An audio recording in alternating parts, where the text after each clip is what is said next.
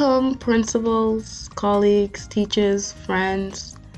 We are at part 2B of this series, and we're looking at the lesson plan format for language arts.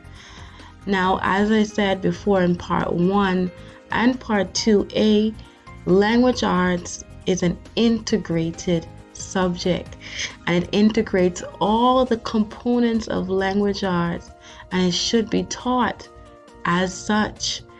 And because of that, we merged the components of language arts with the 5E instructional model, and we came up with this beautiful lesson plan format. Now, as I said before, we are going to capture the general information early on in the lesson, and as you can see in the format here, and right here we have the reading assignment. And as explained in part 1, the reading assignment would of course be the vehicle of this lesson and would transport all of the components as you are teaching. So the reading assignment will form the basis of this lesson. Please ensure that when you are selecting the reading assignment, that it is based on students' interests as well as the curriculum theme. So you want to ensure that all of that is included. Now let's move forward. Now the only thing that will be different from the general lesson plan format is that we have included the strands from the language arts curriculum. So the language arts national curriculum, the strands are reflected in this lesson plan, and this is intentional because we want to ensure that students are exposed to all of the components within language arts.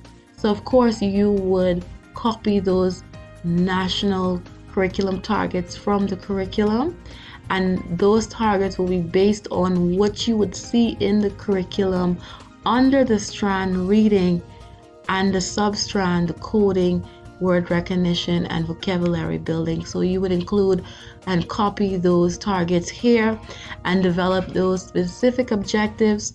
And as I said before, if you need assistance on how to ensure that your objectives are specific and smart, you can utilize the tutorial that we have utilizing the ABCD method. So you can of course pause the video and look at that video, and you can come on back. So you can see here that it takes the same format as the general, where you will engage students, they will explore, explain, extend, and of course evaluate is not here, and the evaluation will come at the end of the lesson, what it will and where it will encompass the entire language arts lesson, that evaluation. And of course this strand here, listening and speaking, and you can specify what aspect of listening and speaking you would be focusing on here during the sub-strand, and you can find that in the national curriculum for language arts. So let's move a bit quicker. So writing is here, and we have sub-strand grammar and mechanics. Now I want you to specify what aspects of grammar and mechanics you will be teaching, and you will include that here. And of course expose students to one aspect of grammar, and of course include the mechanics. You want to ensure that students are exposed to those as well. We don't want to miss anything, and that's what's so special about this lesson plan, is that it ensures that you capture every aspect of language arts.